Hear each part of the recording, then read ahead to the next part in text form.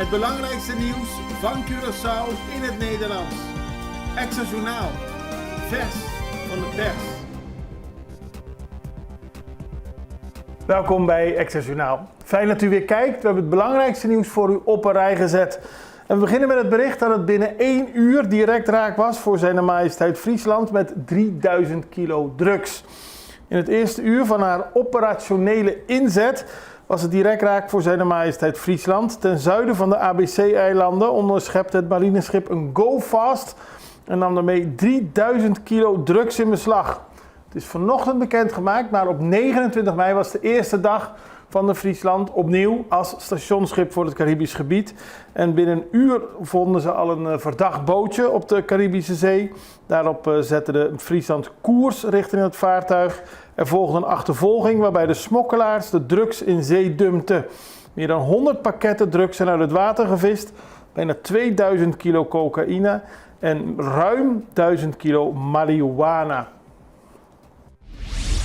Auto rijdt Nieuwe Haven in na aanrijding. Gisteravond, rond een uur of 11, kwam een auto in het water terecht van de Nieuwe Haven, dus op de Don Martina Boulevard. Dat gebeurde volgens ooggetuigen doordat een auto van de linker naar de rechterkant ging, niet goed uitkeek en de auto die achterop kwam, die botste tegen de auto die van richting veranderde en kwam daarmee in het water terecht. Natuurlijk een hele vervelende gebeurtenis. Er was snel hulp. De chauffeur was gewond geraakt, maar kon uit de auto worden gehaald en is naar het CMC gebracht. Daarna is de weg afgezet en is een onderzoek gedaan wat zich precies heeft plaatsgevonden. 19-jarige man doodgeschoten. Donderdagmiddag is een 19-jarige man doodgeschoten in de Caia Meteorologico in de wijk Cerro Fortuna. Hij zat in een auto toen hij iets na 2:30 's middags werd beschoten. Hij werd door meerdere kogels geraakt en zocht daarna zwaar gewond hulp in een huis aan de Caia Jobida. Een ambulance kwam snel op die plek aan, maar er kon niets meer voor de man worden gedaan. Het gaat om Sherestone Benito, geboren op Curaçao. De politie trof verschillende kogelhulzen aan dicht bij de auto, dicht bij de plek waar de man is beschoten. Die hulzen zijn in beslag genomen. Ook het lichaam en de auto van de man zijn allemaal in beslag genomen voor nader onderzoek. Sterkte voor de familie.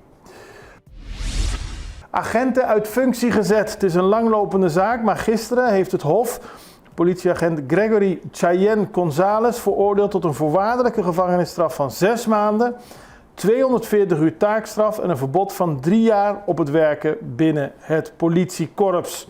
Ook voor agenten Cheryl Emelina kwam het Hof tot een straf van 120 uur taakstraf, een voorwaardelijke gevangenisstraf van 4 maanden en een schorsing van 2 jaar uit het politiekorps. Volgens de rechter is bewezen verklaard dat González misbruik heeft gemaakt van zijn functie door een gevangene, de man die 10 jaar uitzit voor het in brand steken van het gebouw van de ontvanger, een voormalige gezaghebber Davelaar en Van der Dijs te bevoordelen bij vergunningaanvragen. Hij werd ook beschuldigd van omkopen, maar daardoor is hij vrijgesproken. En mevrouw Emelina, die zou ook haar functie hebben misbruikt om gevangenen te bevoordelen bij bepaalde vergunningen. Daarnaast werd ze veroordeeld voor het op illegale wijze lenen van geld met rente van derden. Het zijn zware straffen, maar het Openbaar Ministerie beschuldigde beide agenten ervan dat zij voor een lange periode tussen november 2016 en maart 2022 meerdere checks hebben aangenomen en daardoor van gevangenen geld kregen in ruil voor giften.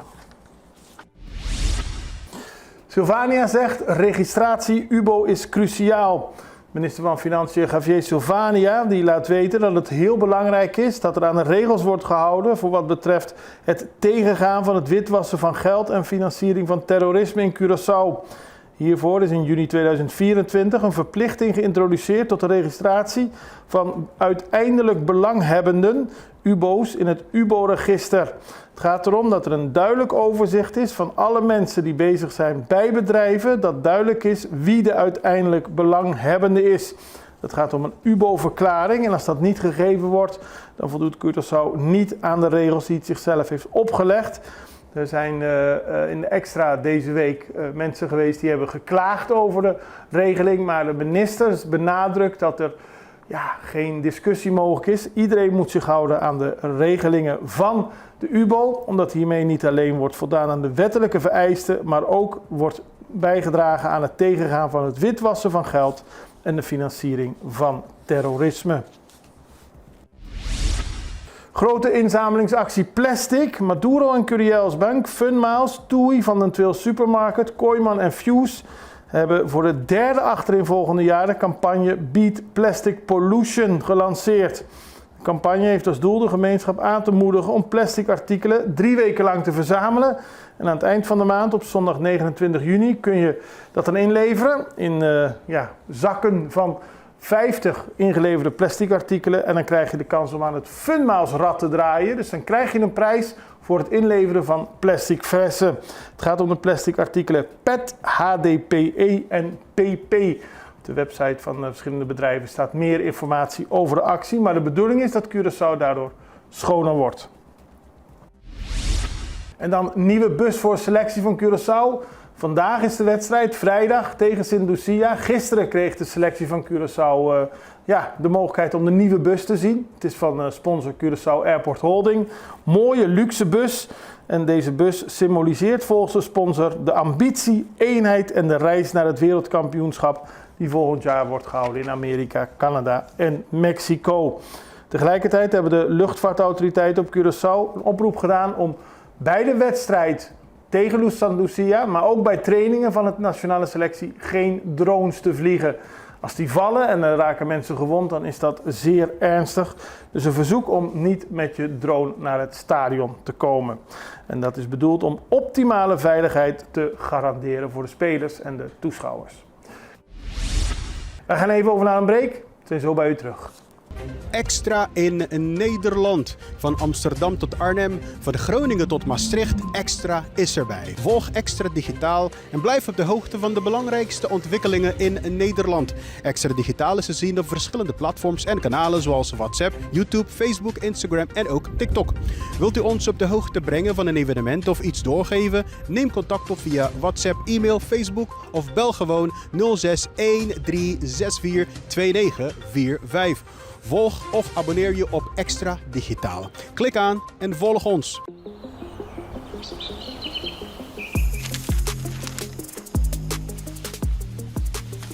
Welkom op Curaçao, een van de mooiste eilanden in de Caribiën, een ware parel. En het is een eiland waar je van heel veel zaken kunt genieten. Van de natuur, van de zee, van het eten, van de mensen en zoveel meer. Curaçao is een eiland waar heel veel gebeurt op het gebied van politiek, cultuur, sport en zoveel meer. Een Extra Journaal brengt het belangrijkste nieuws van Curaçao. Maar we hebben ook aandacht voor al het nieuws op Bonaire en Aruba en op de bovenwinden, Saba, Sint Maarten en Sint Eustatius. En we belichten al het nieuws van alle kanten. Het nieuws is duidelijk, actueel en vers van de pers. Extra Journaal, elke werkdag op Salto. Op Curaçao zijn we de hele dag bezig met het maken van Extra Journaal. Volg ons op je favoriete Amsterdamse zender, Tauro.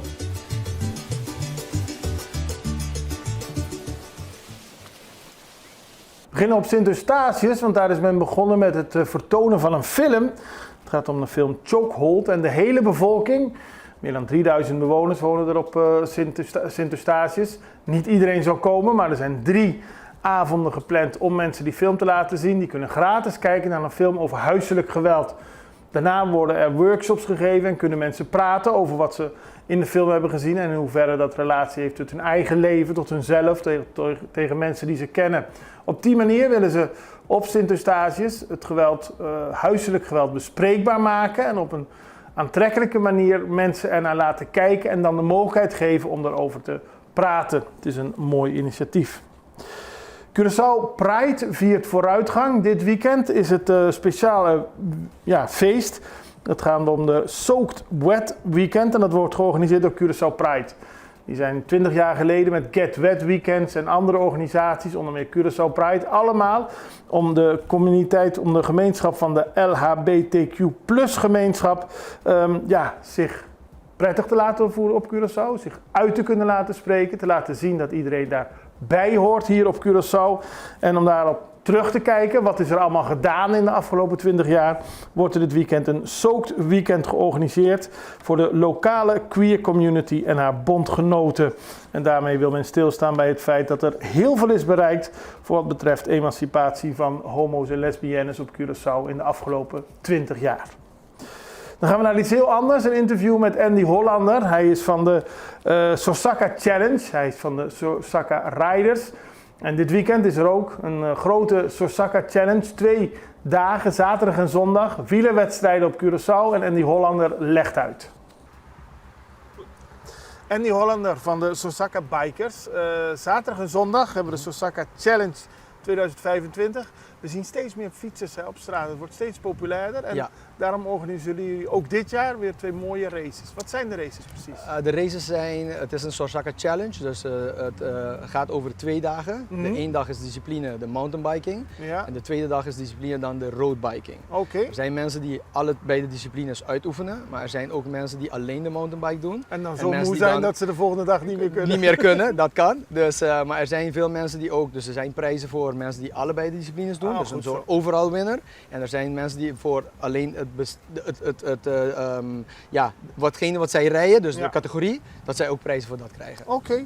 En 7 juni is in de Jan Tiel area, dat is bij de Zoutpannen? Dat is bij de Zoutpannen. Daar wordt een parcours van ongeveer 9 kilometer voor de lange route gedaan. En er is een 7 kilometer voor de korte. Dat is meer voor de beginners, voor de mensen die dan iets minder conditie hebben. Dan is het natuurlijk wat korter en ook minder technisch. Maar voor de elite en de Master A, B, C en D, dan heb je dan een parcours van 9 kilometer. Die dan 3 rondjes, de meeste worden 3 rondjes gereden, sommige 2 rondjes. En het heeft 500 hoogtemeters. Ja. Dus het is een behoorlijke pittige en technische parcours. Mooi. En zondag is het in Punda? Ja, zondag is in Punda. Het is al jaren proberen we al de wielersport, basically.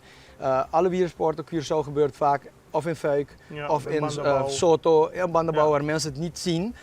Dus wat wij wouden doen is ergens in het centrum van Curaçao dat even terugbrengen en dan kunnen we dan ook meer rondjes doen, omdat die parcours alleen maar 3 kilometer is.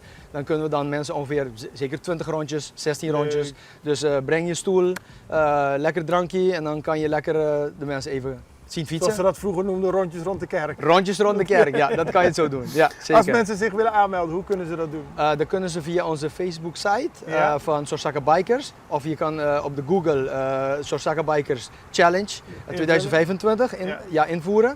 En dan krijg je dan onze flyer op onze Facebook site. En daarom heb je een QR-code. Met die QR-code kan je scannen. En dan krijg je gelijk alle link en toegang naar onze site dat je even kan inschrijven. Kan je ook zien hoeveel mensen aanmelden, wie gaan en alle categorieën. Kan je alles invullen. En je hoeft niet helemaal afgetraind te zijn om mee te doen? Nee, want we hebben meer categorieën. We hebben wat we zeiden, we hebben van beginners die dan wat rustiger willen doen. We hebben dames elite, dames beginners. We hebben elite, we hebben Master A, Master B. En wat we ook hebben is, we hebben rijders van Aruba en Bonaire. Dus het wordt een ABC versus each other kampioenschap. Dus dat wordt heel leuk en we verheugen ons enorm erover. Succes hè? Dank je. Bon. Dan gaan we nog naar internationaal nieuws, want de president van Venezuela, Nicolás Maduro, zegt dat Trump wordt vergiftigd door leugens over Venezuela.